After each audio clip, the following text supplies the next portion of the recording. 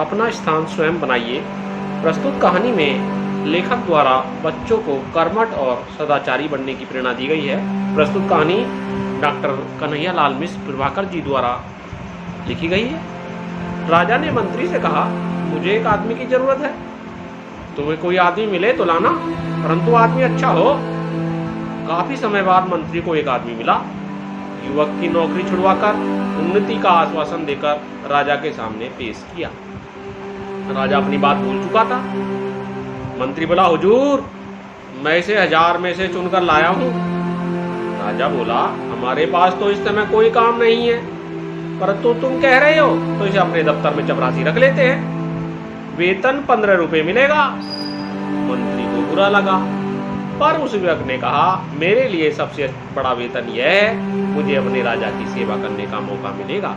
मंत्री जब उसे दफ्तर में छोड़ने गया तो वहां बहुत धूल थी, क्योंकि वहां राजा कभी नहीं आता था। मंत्री दुखी परंतु युवक खुश था। इसके लिए उसने मंत्री को धन्यवाद दिया। युवक ने दफ्तर को शाही दफ्तर बना दिया। दफ्तर में एक कोठरी थी जिसमें लिफाफों के ढेर, जिन पर सोने की 25 कारी व रत्न जड़े थे। युवक ने लिफाफों से उतरवाकर बाजार में बेच दिए। सामान बेचकर उसे कई 1000 रुपए मिले। उनमें से कुछ रुपए तो उसने दफ्तर में बढ़िया फर्नीचर और चित्र आदि लगाने में खर्च कर दिए और बाकी सरकारी खजाने में जमा कर दिए। जहां वह सामान बिका उसने उसकी भी रसीद ली, और जहां से यह सामान खरीदा गया उसकी भी रसीद ली।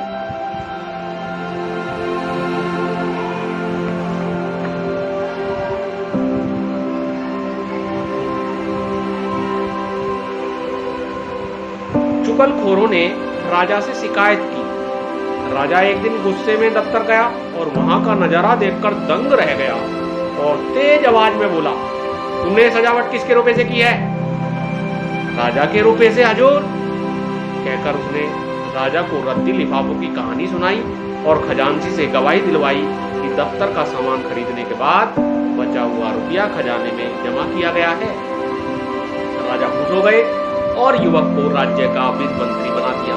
दूसरे मंत्री परेशान हो गए, क्योंकि युवक बहुत ईमानदार था। वह बेईमानी लापरवाही न तो स्वयं करता था और न ही करने देता था।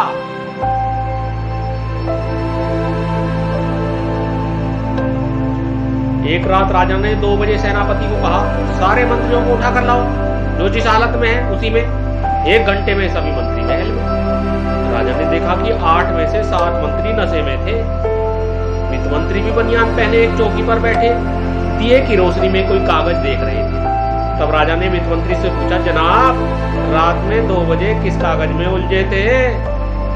युवक ने उत्तर दिया, हुजूर, दूर के इलाके से इस साल का जो राज कर आया है उसमें पिछले साल से 1 पैसा कम है, तो बार बार देख रहा था कि जोड़ में भूल है, क्या सचमुच पैसा कम? राजा ने अपने जेब से 1 पैसा फेंक कर कहा, लो, अब हिसाब ठीक कर दो और जाओ आराम करो।